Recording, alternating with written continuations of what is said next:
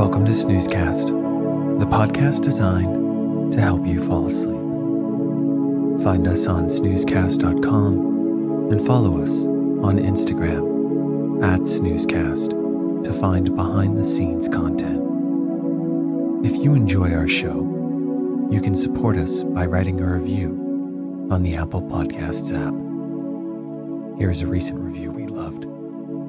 The subject line is a sleep saver. It goes, "A big thanks to everyone that keeps this podcast running. I am able to fall asleep within 15 minutes every night when I listen to a podcast. The amount of sleep I've saved with this podcast is amazing. I really cannot thank you enough." Thank you to the Australian listener who wrote this review. We're so glad you've been able to catch more Z's lately. This episode is dedicated to our listener, Guy, who requested more O. Henry, and brought to you by Dear Old Pals. Tonight, we'll read A Retrieved Reformation, a short story by American author O. Henry, first published in 1903. This story shows how love can change anyone for the better. It describes the events which lead up to the reformation of an ex-convicted burglar. As usual, the ending of this O. Henry is worth hearing for the twist. Let's get cozy. Close your eyes. Relax your body into the softness of your bed. Now, take a few deep breaths.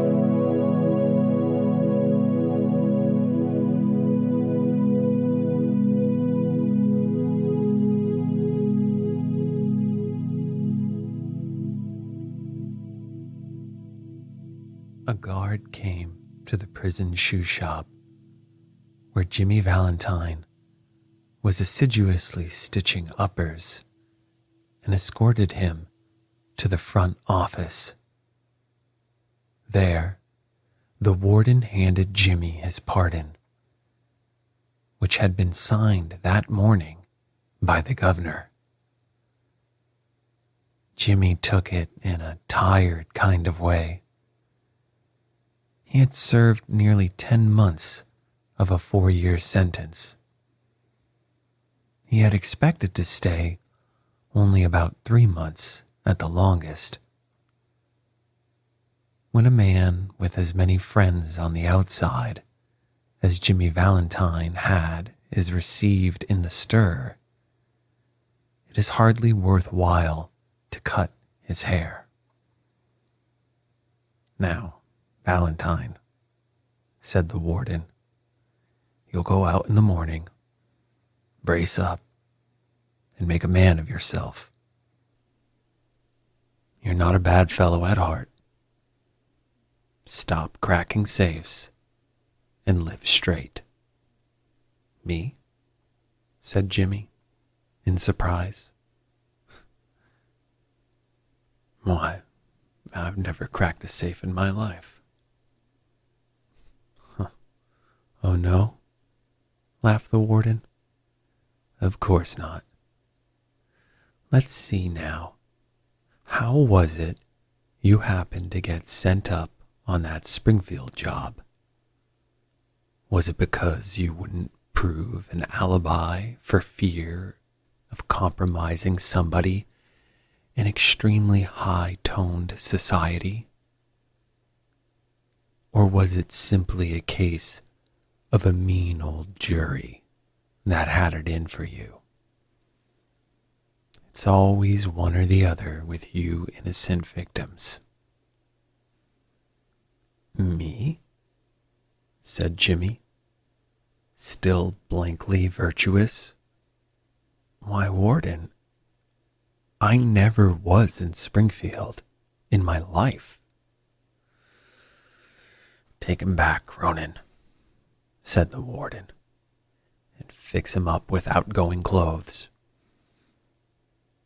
unlock him at 7 in the morning, and let him come to the bullpen. Better think over my advice, Valentine. At 7:15 on the next morning, Jimmy stood in the warden's outer office. He had on a suit, ready-made clothes, and a pair of the stiff, squeaky shoes that the state furnishes to its discharged compulsory guests. The clerk handed him a railroad ticket and the $5 bill with which the law expected him to rehabilitate himself into good citizenship and prosperity.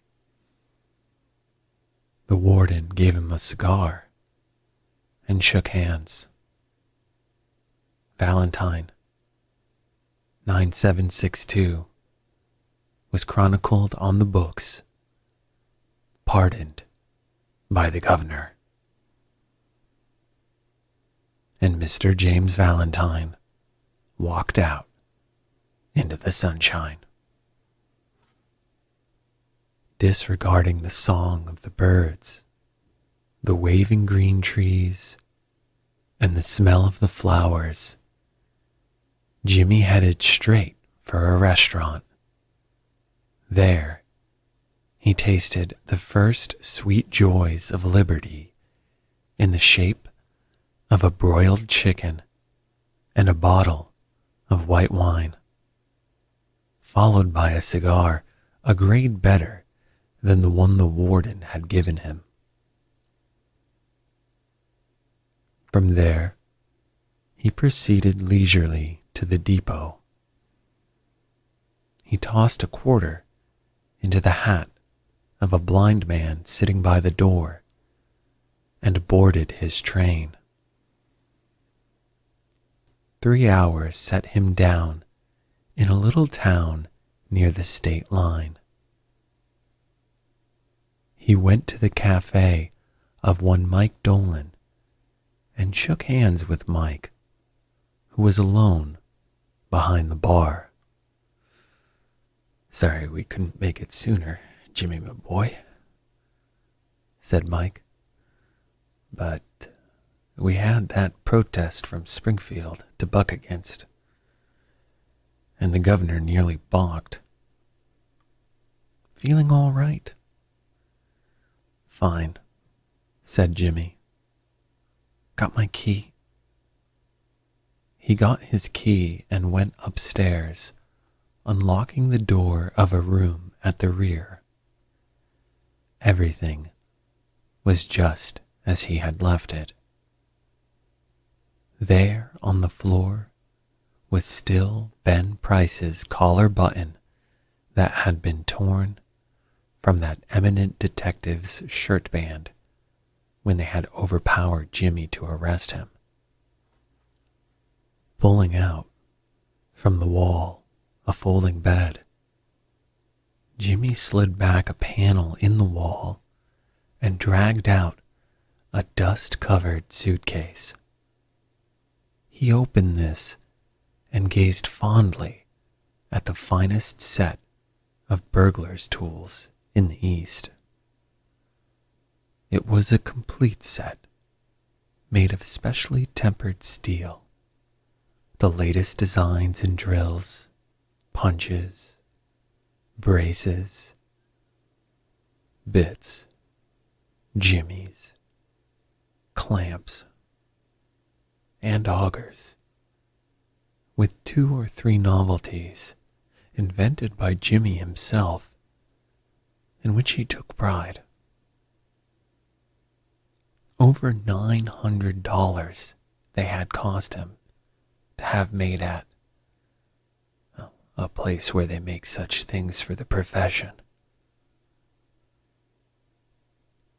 In half an hour, Jimmy went downstairs and through the cafe.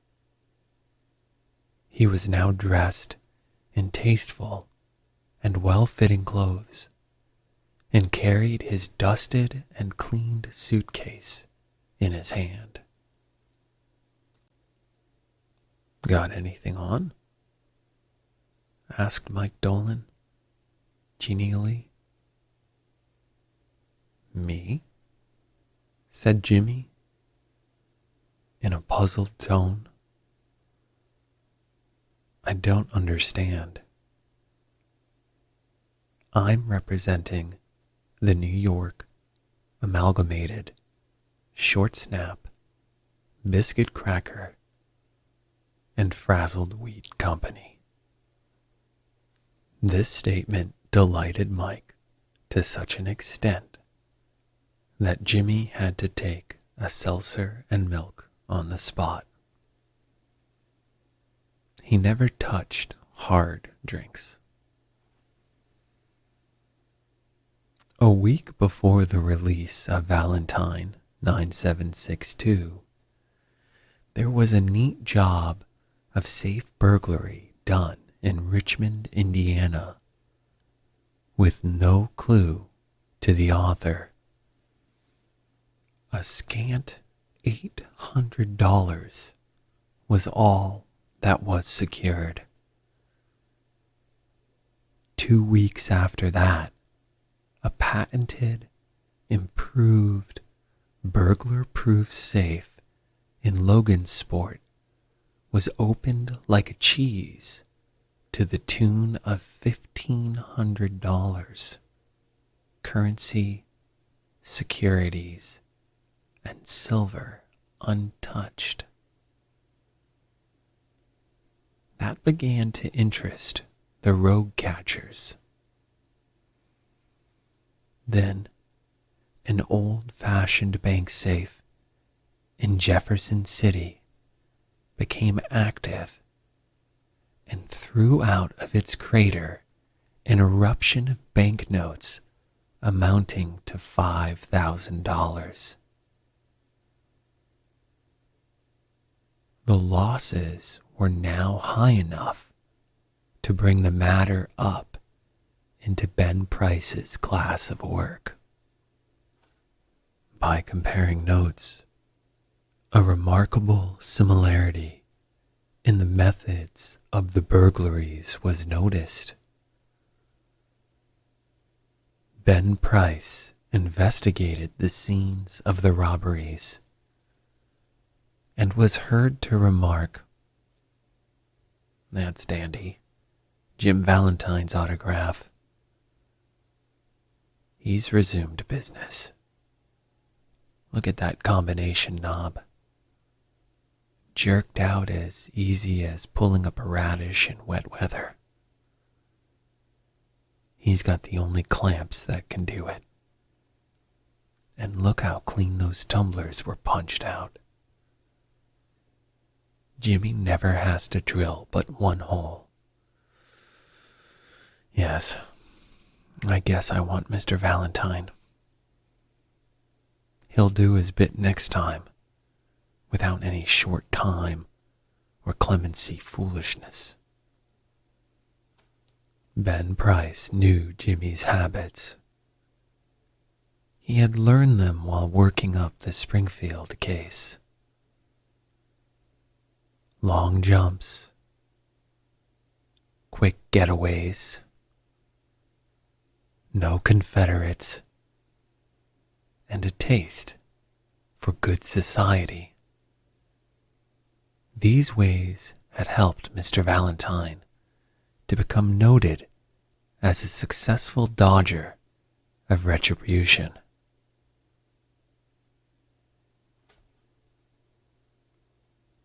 It was given out that Ben Price had taken up the trail of the elusive cracksman, and other people with burglar-proof safes felt more at ease. One afternoon, Jimmy Valentine and his suitcase climbed out of the mail hack in Elmore, a little town 5 miles off the railroad down in the blackjack country of Arkansas. Jimmy, looking like an athletic young senior just home from college, went down the board sidewalk toward the hotel. A a young lady crossed the street, passed him at the corner, and entered a door over which was the sign, the Elmore Bank.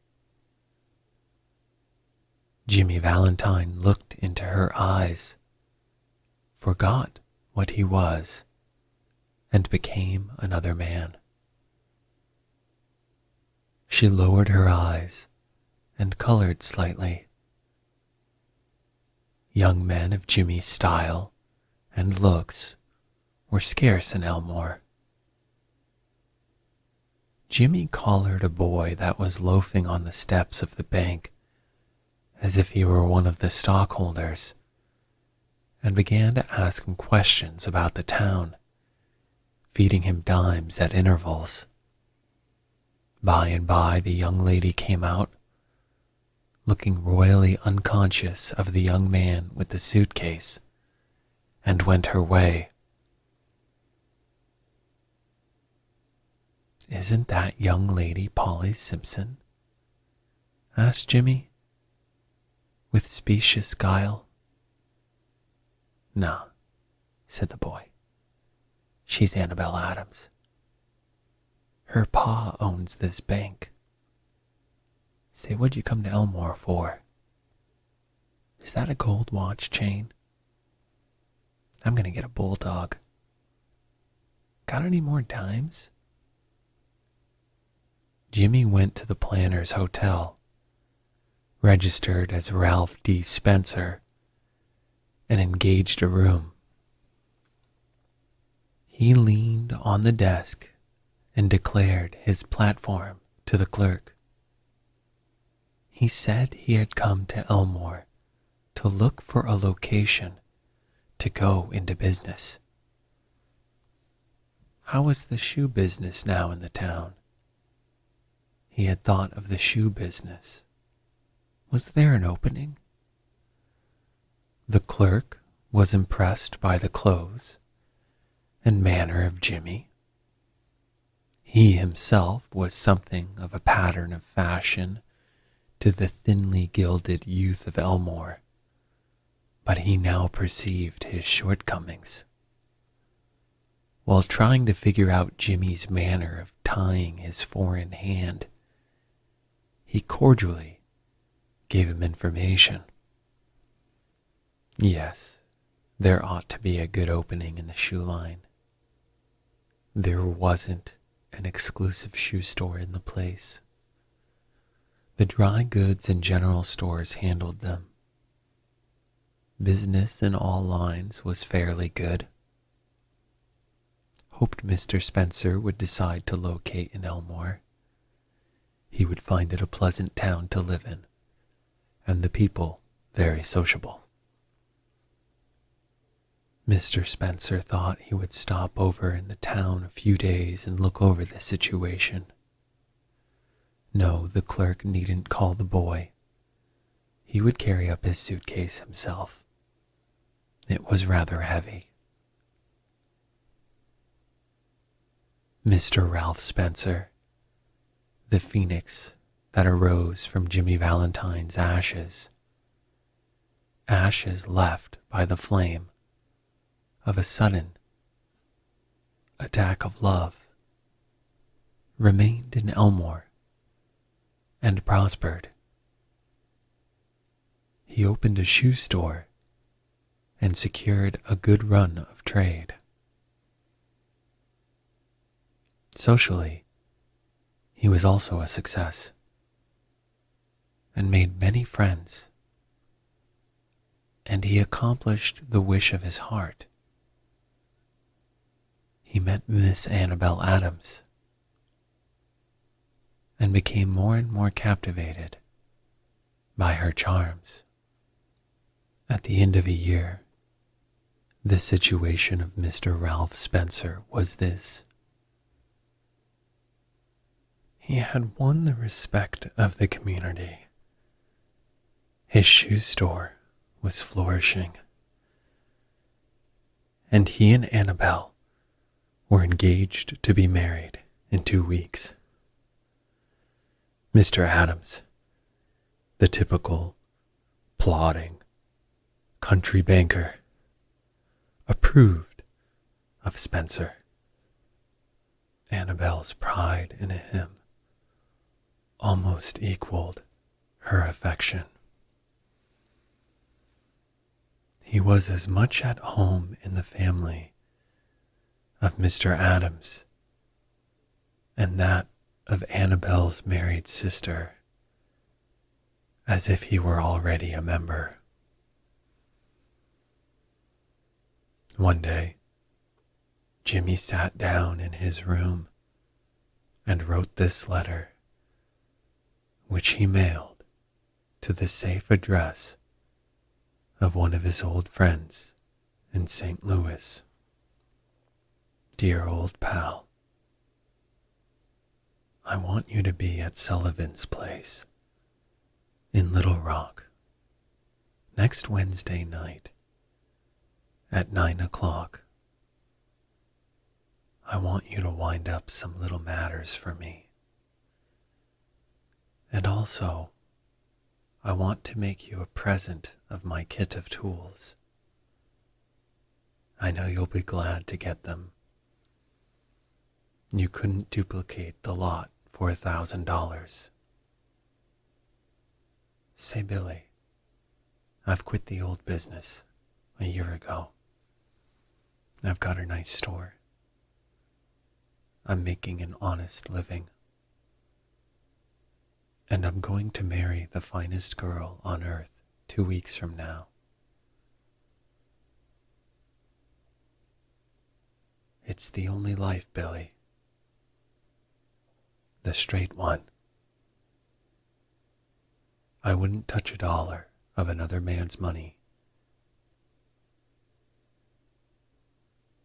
After I get married, I'm going to sell out and go west, where there won't be so much danger of having old scores brought up against me. I tell you, Billy, she's an angel. She believes in me, and I wouldn't do another crooked thing for the whole world. Be sure to be at Sully's, for I must see you. I'll bring along the tools with me. Your old friend, Jimmy. On the Monday night after Jimmy wrote this letter, Ben Price jogged unobtrusively into Elmore in a buggy. He lounged about town in his quiet way until he found out what he wanted to know. From the drugstore across the street from Spencer's shoe store, he got a good look at Ralph D. Spencer. Going to marry the banker's daughter, are you, Jimmy? Said Ben to himself softly. Well, I don't know. The next morning, Jimmy took breakfast at the Adamses. He was going to Little Rock that day to order his wedding suit and buy something nice for Annabel. That would be the first time he had left town since he came to Elmore. It had been more than a year now since those last professional jobs, and he thought he could safely venture out. After breakfast, quite a family party went downtown together. Mr. Adams, Annabel, Jimmy, and Annabel's married sister, with her 2 little girls, aged 5 and 9. They came by the hotel where Jimmy still boarded, and he ran up to his room and brought along his suitcase. Then they went on to the bank. There stood Jimmy's horse and buggy, and Dolph Gibson, who was going to drive him over to the railroad station. All went inside the high, carved oak railings into the banking room, Jimmy included, for Mr. Adams' future son-in-law was welcome anywhere. The clerks were pleased to be greeted by the good-looking, agreeable young man who was going to marry Miss Annabel. Jimmy set his suitcase down. Annabel, whose heart was bubbling with happiness and lively youth, put on Jimmy's hat and picked up the suitcase. "Wouldn't I make a nice drummer?" said Annabel. "My, Ralph, how heavy it is. Feels like it was full of gold bricks. Lot of nickel-plated shoehorns in there," said Jimmy, coolly. "That I'm going to return. Thought I'd save express charges by taking them up. I'm getting awfully economical." The Elmore Bank had just put in a new safe and vault. Mr. Adams was very proud of it and insisted on an inspection by everyone. The vault was a small one, but it had a new patented door. It fastened with 3 solid steel bolts thrown simultaneously with a single handle and had a time lock. Mr. Adams beamingly explained its workings to Mr. Spencer, who showed a courteous but not too intelligent interest. The 2 children, May and Agatha, were delighted by the shining metal and funny clocks and knobs. While they were thus engaged, Ben Price sauntered in and leaned on his elbow, looking casually inside between the railings. He told the teller that he didn't want anything. He was just waiting for a man he knew. Suddenly, there was a commotion. Unperceived by the elders, May, the 9-year-old girl, in a spirit of play, had shut Agatha in the vault. She had then shot the bolts and turned the knob of the combination as she had seen Mr. Adams do. The old banker sprang to the handle and tugged at it for a moment. "The door can't be opened," he groaned. "The clock hasn't been wound, nor the combination set." Agatha's mother screamed again, hysterically. "Hush," said Mr. Adams, raising his trembling hand. "I'll be quiet for a moment. Agatha," he called as loudly as he could, "listen to me." During the following silence, they could just hear the faint sound of the child. "My precious darling," wailed the mother. "Oh, open the door. Break it open. Can't you men do something?" "There isn't a man nearer than Little Rock who can open that door," said Mr. Adams in a shaky voice. "My God, Spencer, what shall we do? That child, she can't stand it long in there. There isn't enough air." Agatha's mother, frantic now, beat the door of the vault with her hands. Somebody wildly suggested dynamite. Annabel turned to Jimmy, her large eyes full of anguish. not yet despairing. To a woman, nothing seems quite impossible to the powers of the man she worships. Can't you do something, Ralph? Won't you? He looked at her with a queer, soft smile on his lips and in his keen eyes. Annabelle, he said, give me that rose you are wearing, will you? Hardly believing that she heard him, she unpinned the bud from the bosom of her dress and placed it in his hand. Jimmy stuffed it into his vest pocket, threw off his coat, and pulled up his shirt sleeves. With that act, Ralph D. Spencer passed away, and Jimmy Valentine took his place. Get away from the door, all of you, he commanded, shortly. He set his suitcase on the table and opened it out flat.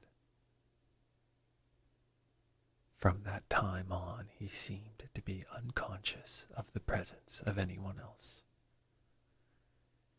He laid out the shining implements swiftly and orderly, whistling softly to himself as he always did when at work. In a deep silence and immovable, the others watched him as if under a spell. In a minute, Jimmy's pet drill was biting smoothly into the steel door. In 10 minutes, breaking his own record, he threw back the bolts and opened the door. Agatha, almost collapsed, but safe, was gathered into her mother's arms.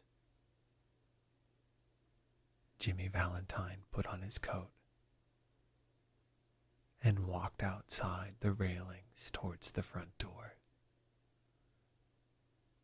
As he went, he thought he heard a faraway voice that he once knew call Ralph, but he never hesitated. At the door, a big man stood somewhat in his way. "Hello, Ben," said Jimmy, still with his strange smile. "Got around at last, have you? Well, let's go. I don't know that it makes much difference now." And then Ben Price acted rather strangely. "Guess you're mistaken, Mr. Spencer," he said. "Don't believe I recognize you. Your buggy's waiting for you, ain't it?" And Ben Price turned and strolled down the street.